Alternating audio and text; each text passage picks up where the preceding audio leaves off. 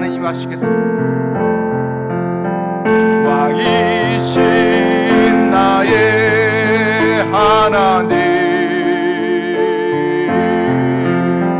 내가 주를 높이고 영원히 주의 이름을 송축하리이다.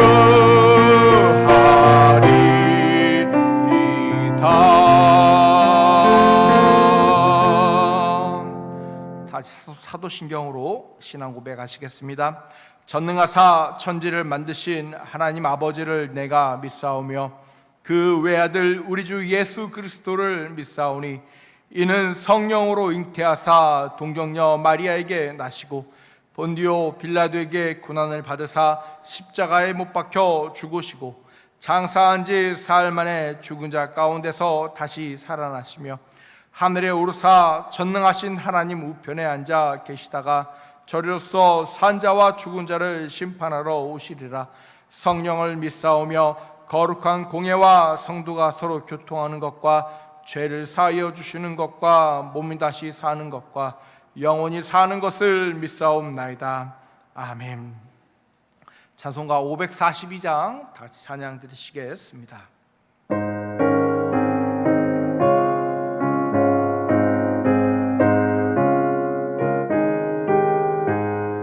구주 예수 의지함이 심히 기쁜 일일세. 영생 허락 받았으니 의심하 주 없도다. 예수 믿는 것은 받은 증거 많도다. 예수 귀한 예수 믿음 더욱 주소서.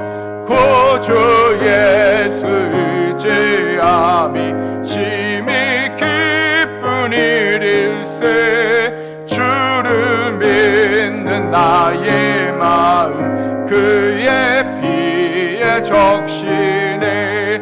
예수 믿는 것은 받은 증거 많도다. 예수 귀한 예수 믿음 더욱 주소서. 구주 예수 의지하여 죄악 벗어버리네. 안위 받고 영생함을 주께 모두 얻었네. 예수 믿는 것은 받은 증거 많도다. 예수 귀한 예수 믿음 더욱 주소서. 구주 예수 의지하여 구원함을 얻었네. 영원 북궁 지나도록 주여 함께 하소서. 예수 믿는 것은 받은 증거 많도다. 예수 귀한 예수 믿음 더욱 주소서. 아멘. 이 시간 다 같이 합심하여 통성으로 기도하시겠습니다. 할렐루야. 사랑과 은혜가 많으신 하나님 아버지 감사합니다. 하나님의 그 놀라우신 은혜 가운데 주여 붙잡으시고 하나님의 그 놀라우신 은혜 가운데 인도하여 주시길 주님 아버지께 간이 온전히 원하옵고 주여 바라오니 함께하여 주시옵시고 하나님의 그 놀라우신 은혜 가운데 인도하여 주시옵소서. 성령님 함께하여 주시옵소서. 성령님 인도하여 주시옵소서. 우리를 사랑하사 우리 가운데 말씀하시며 우리를 사랑하사 우리 가운데 믿음을 허락하여 주시길 주 앞에 간절히 원하옵고 주여 바라오니 함께하여 주시옵소서. 하나님의 그 놀라우신 은혜를 구합니다. 하나님의 그 놀라우신 사랑을 구합니다. 주께서 함께 하시길 주께서 우리 가운데 고백하여 주시기를 아버지 아버지여 믿음 없는 우리에게 믿음 허락하여 주시기를, 아버지여 삶의 신앙이 없는 우리에게 신앙 허락하여 주시기를 주여 바라오니, 아버지여 그리스도를 영접하며 온전히 진정으로 믿는 자가 될 수 있도록 허락하시고 주여 붙잡아 주시옵소서. 하나님의 그 놀라우신 은혜 가운데 인생을 살아가면서도 하나님을 믿지 못하고 살아갈 때가 너무나도 많이 있습니다. 주 예수 그리스도를 믿지 못하고 살아갈 때가 너무나도 많이 있습니다.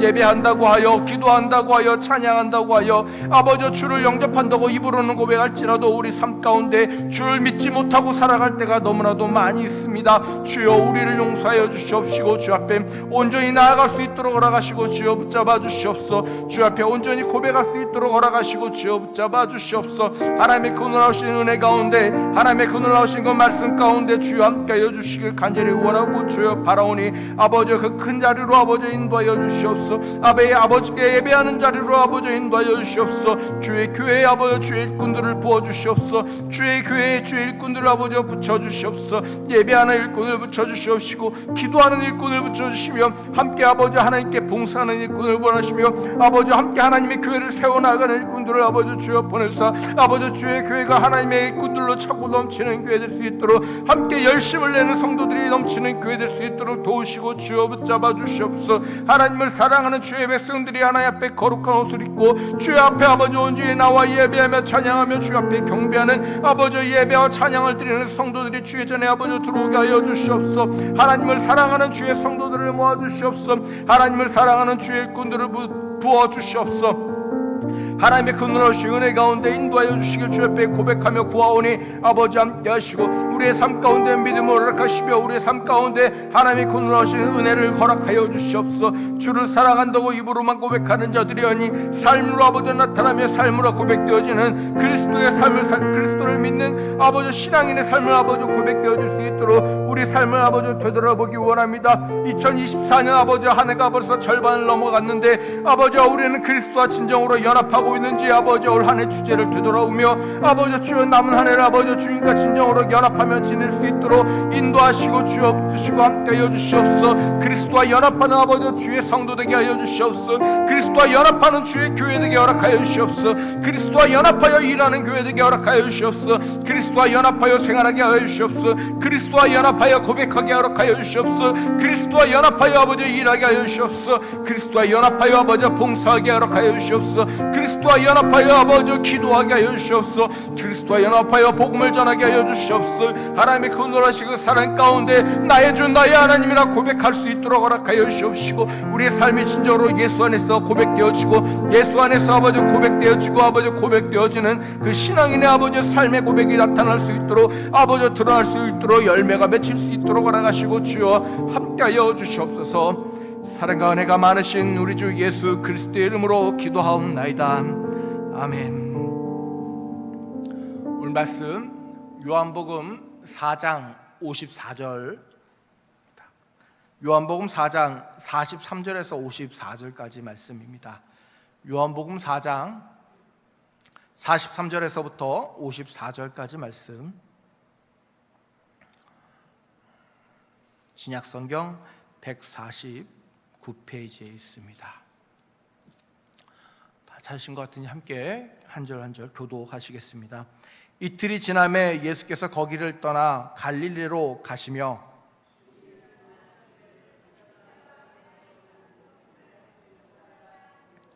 갈릴리에 이르심에 갈릴리인들이 그를 영접하니, 이는 자기들도 명절에 갔다가 예수께서 명절 중 예루살렘에서 하신 모든 일을 보았음이더라.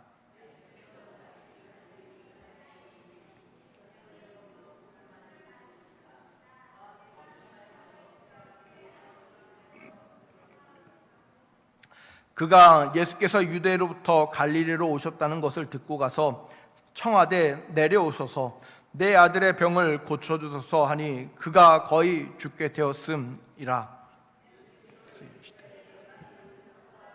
보지 못하면 도무지 믿지 아니하니라. 신하가 이르되 주여 내 아이가 죽기 전에 내려오소서. 가라 내 아들이 살아있다 하시니 그 사람이 예수께서 하신 말씀을 믿고 가더니, 내려가는 길에서 그 종들이 오다가 만나서 아이가 살아있다 하거늘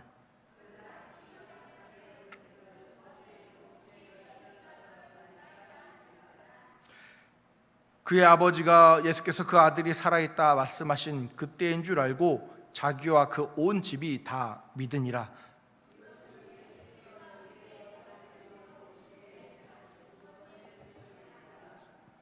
아멘. 아멘.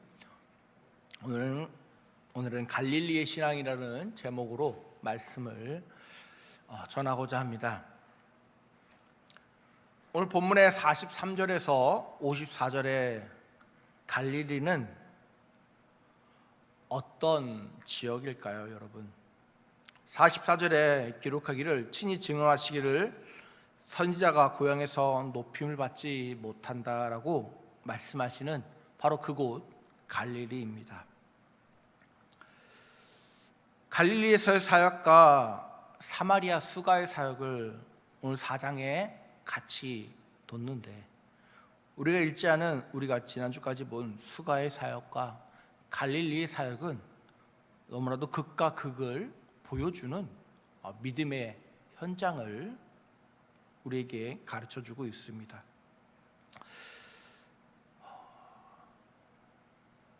첫 번째로 갈릴리는 예수님의 첫 표적이 나타난 물과 포도주를 만드셨던 지역임에도 불구하고 그것은 믿음을 얻기보다 취하기 바쁜 동네였다고 하는 것입니다.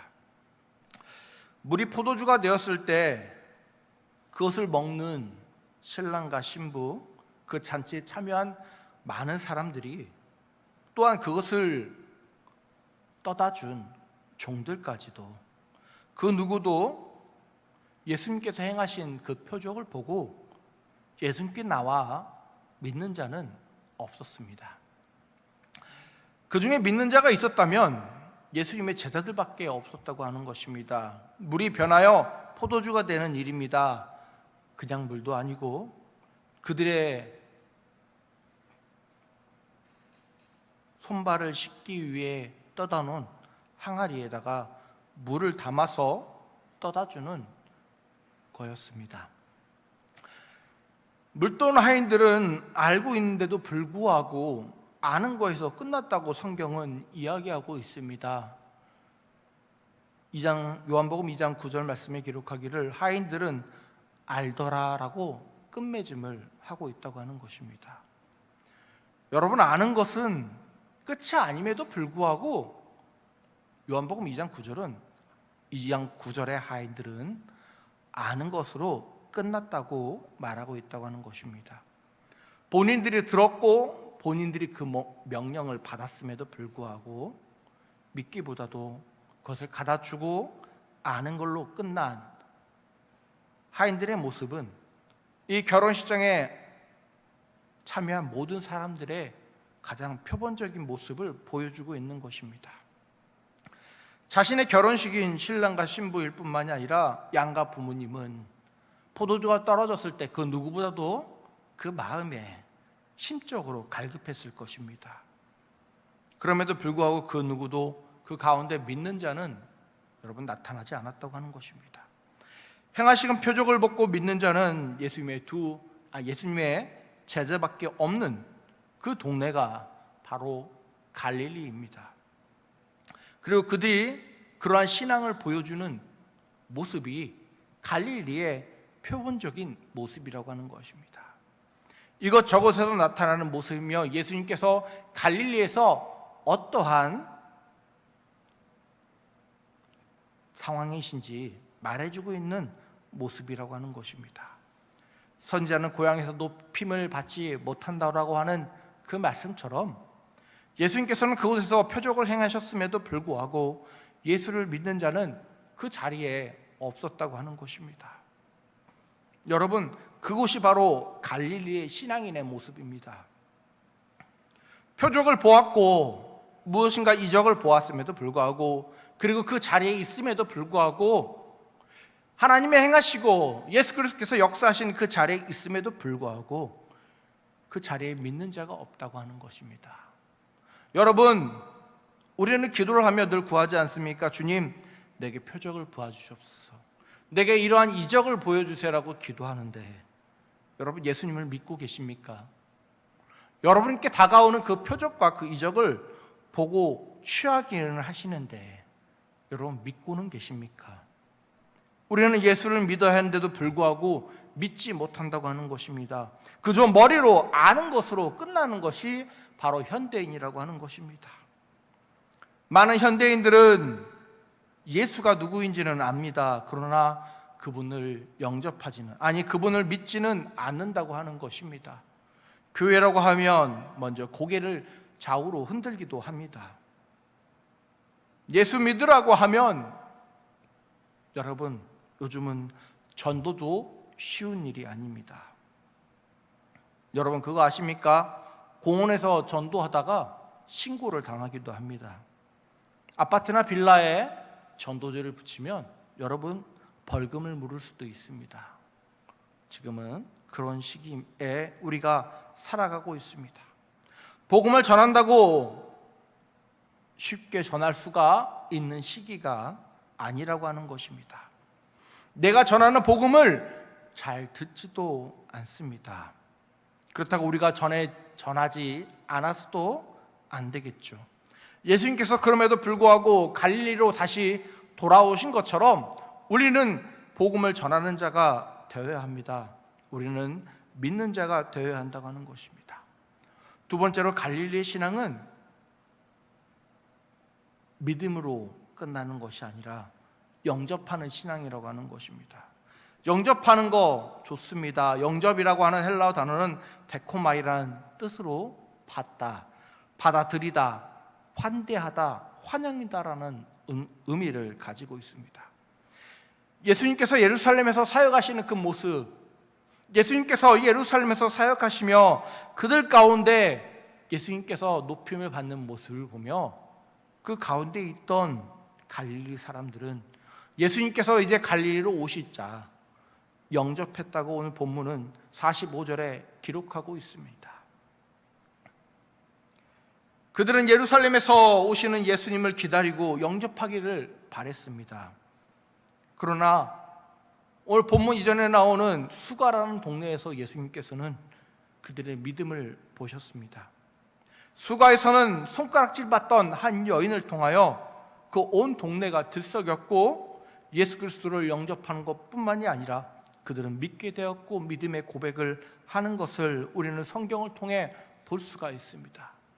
여인에게 마을 사람들이 이야기합니다. 내가 전하는 그것으로 우리가 믿는 것이 아니라 우리가 그분을 보고 들음으로 이제 우리도 믿는다라고 말입니다.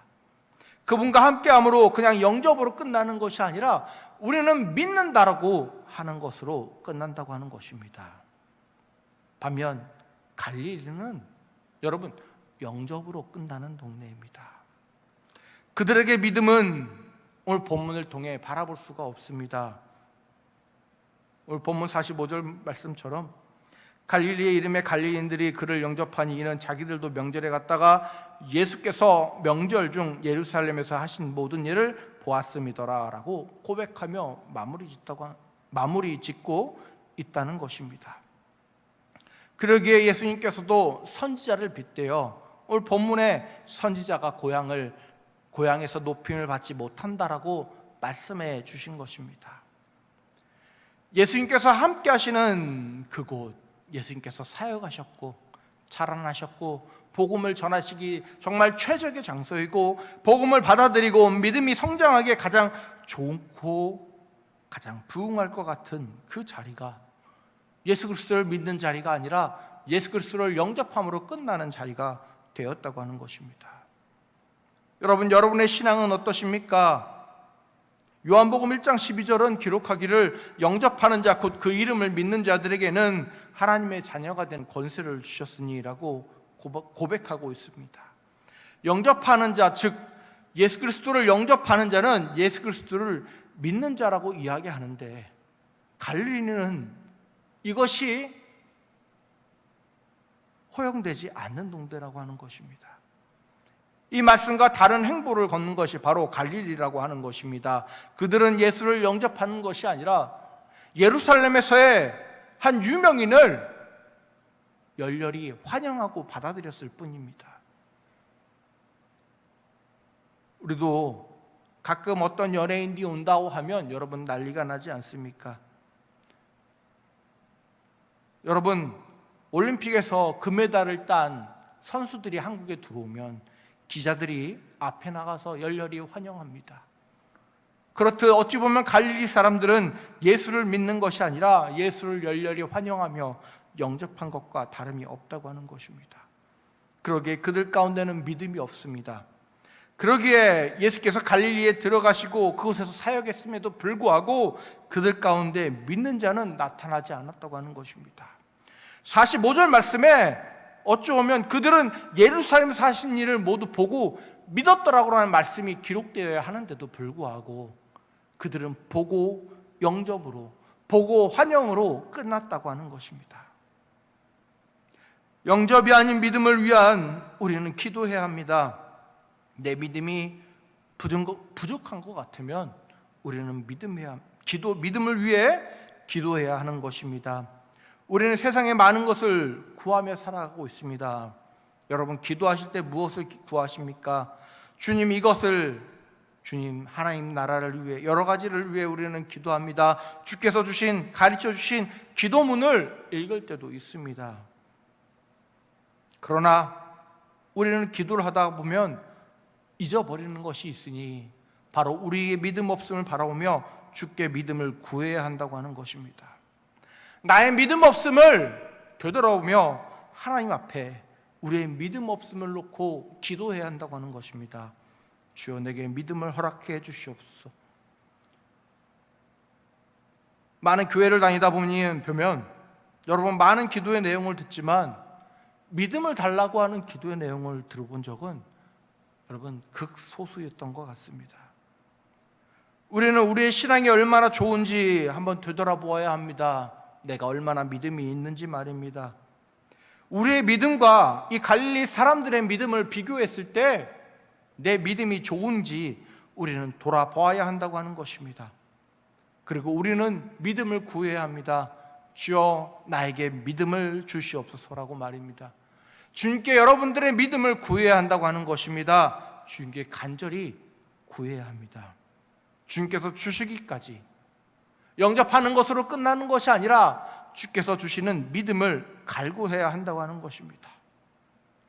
세 번째로, 갈릴리의 신앙은 오직 결과만으로 따라 믿는다고 하는 것입니다. 오늘 본문에 나오는 갈릴리, 그 전에 나오는 수가와 너무나도 많이 비교되어집니다. 수가에서는 예수님을 믿게 된 그 과정을 보면 한 여인의 말만 듣고도 예수를 영접하고 믿고 그 신앙의 고백을 합니다. 수가는 예수님이 직접 믿으라고 하신 것도 아님에도 불구하고, 아니 그곳에서 어떠한 표적을 보이신 것이 아님에도 불구하고 여러분, 그곳에서는 믿음이 부흥이 일어났습니다. 예수님을 믿는 자들이 그 마을에 일어났다고 하는 것입니다. 그런데 갈릴리는 어떻습니까? 오늘 본문에 왕의 신하가 나옵니다. 그는 자신의 아들이 죽을 상황에 처했다는 것을 알고 예수님께 나와서 이야기합니다. 고쳐주시옵소서, 고쳐주시옵소서. 고쳐달라고 하는 그 말에 예수님께서 이야기합니다. 너희는 표적과 기사를 보지 못하면 도무지 믿지 아니하니라 라고 예수님께서 말씀하시니까 이 신하가 한 번 더 이야기합니다. 고쳐주시옵소서. 이 신하에는 예수님의 그 어떤 말이 그 귀에 들어오지 않는다고 하는 것입니다.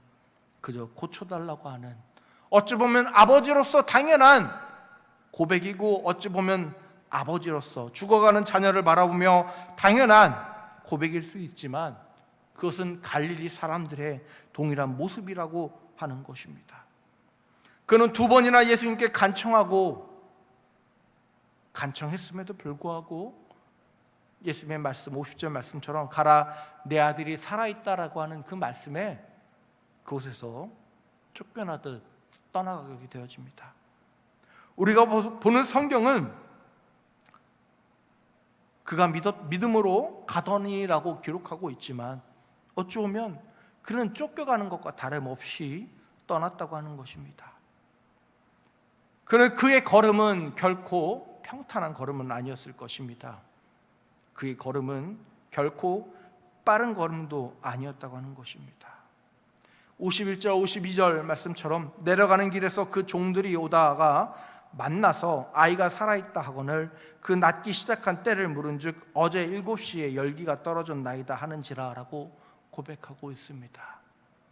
그 거리가 얼마 되는지는 모르겠습니다. 그 거리가 얼마 되는지는 모르지만 52절 말씀에 어제 7시라고 나오는 그 말씀은 여러분 내려가는데 하루가 지났다고 하는 것입니다. 그 아버지의 걸음이 자신의 자녀를 포기하고 가는 걸음과 똑같은 것과 똑같았다고 하는 것입니다. 만약 이 아버지가 예수님의 말씀을 믿고 내려갔다면 내 자녀가 살아났다고 하는 믿음에 뛰어갔을 것입니다. 내 자녀가 살아났다고 하는 믿음에 달려갔을 것입니다. 그런데 오늘 본문에 그는 자녀가 살아났음에도 불구하고 하루가 지나도록 그 여정의 절반밖에 다가가지 못했다고 하는 것입니다. 성도 여러분, 우리는 주를 얼마나 믿고 살아가고 있습니까?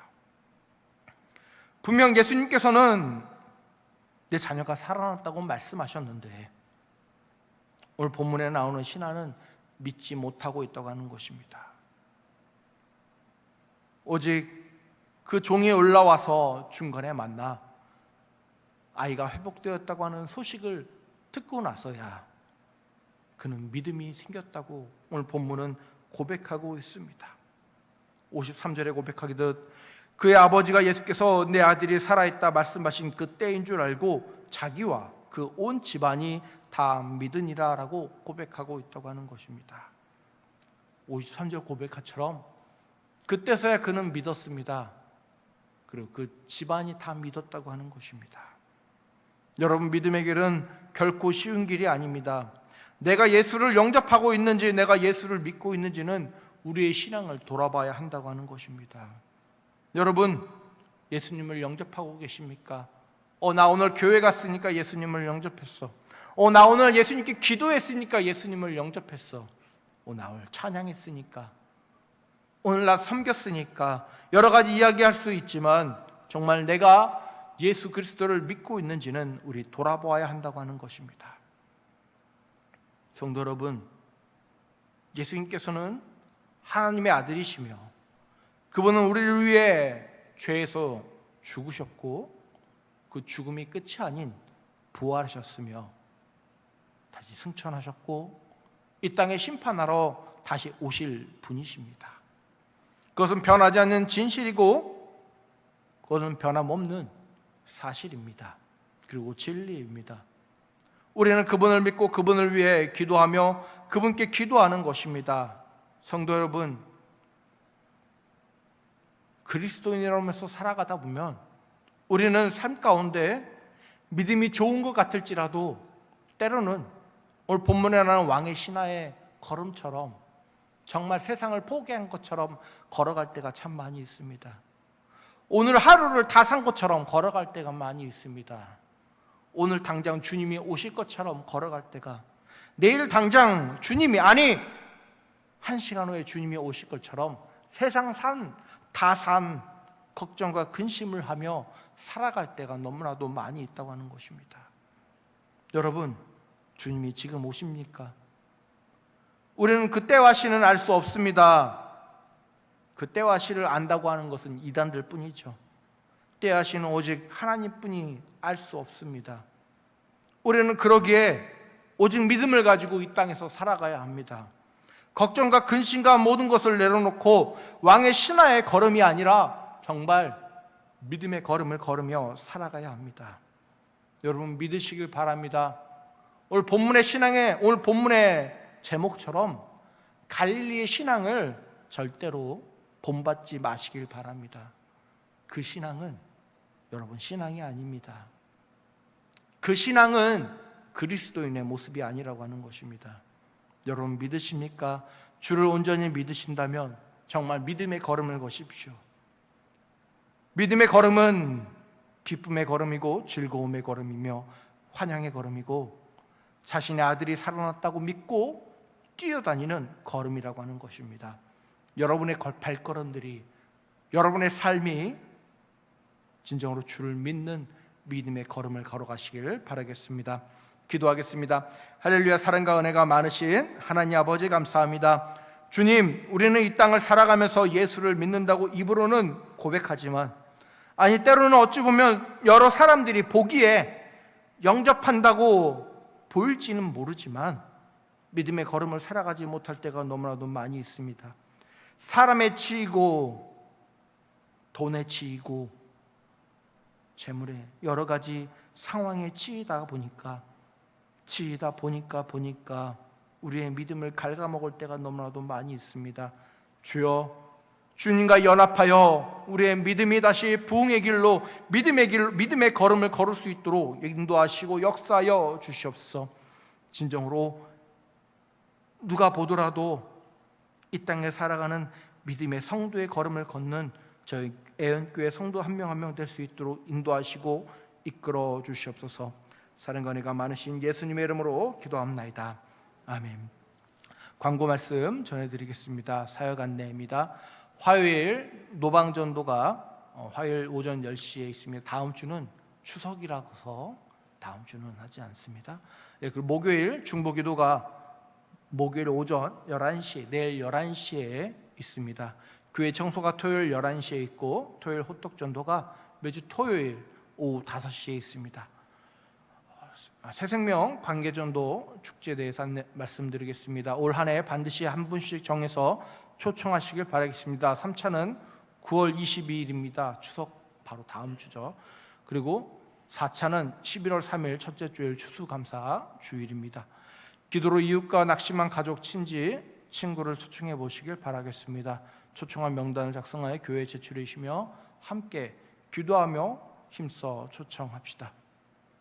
명절, 추석 명절 예배 안내입니다. 다음 주일 15일은 추석 명절 기간입니다. 즐겁고 안전한 명절이 되시고 범죄하는 일이 없도록 주의하시며 섬김과 나눔과 복음의 통로 되시길 바라겠습니다. 다음 주일은 오전 예배 1부, 2부만 드립니다. 오후 예배는 모이지 않습니다. 점심 식사도 제공하지 않습니다. 명절 기간 16일부터 18일간은 새벽 차량 운행을 하지 않습니다. 차고 없으시길 바라겠습니다. 18일 수요 예배도 모이지 않습니다. 다음 주 수요일은 예배가 없는 것입니다. 여러분 참고하여 주시길 바라겠습니다. 영성집회 안내입니다. 9월 29일 마지막 주에 오후 예배는 영성집회로 모입니다. 강사는 담임 목사님께서 인도해 주시겠습니다. 담임 목사님 사모님께서 코로나로 지금 자가격리 중에 계십니다. 추석 기간 더 건강에 유의하시고 혹여라도 피곤하거나 힘드시면 언제나 쉬었다가 운전하시고 추석 기간 잘 보내시길 바라겠습니다. 온라인 성경 계좌와 유튜브 채널은 주보를 확인하여 주시길 바라겠습니다. 이번 주 외우실 말씀입니다. 다 같이 함께 봉독하겠습니다. 내 재물과 내 소산의 처음 익은 열매로 여호와를 공경하라. 그리하면 내 창고가 가득히 차고 내 포도즙 틀에 새 포도즙이 넘치리라. 잠언 3장 9절에서 10절 말씀. 아멘. 이 시간 우리는 주의 백성이니 다 같이 찬양 드리시겠습니다.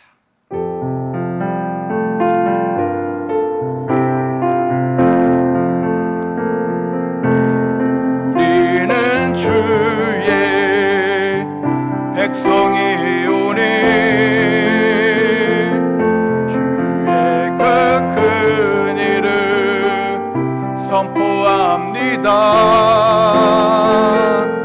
이곳 어두운 세상에 빛으로 부르셨네. 주의 얼굴 구할 때 역사하소서.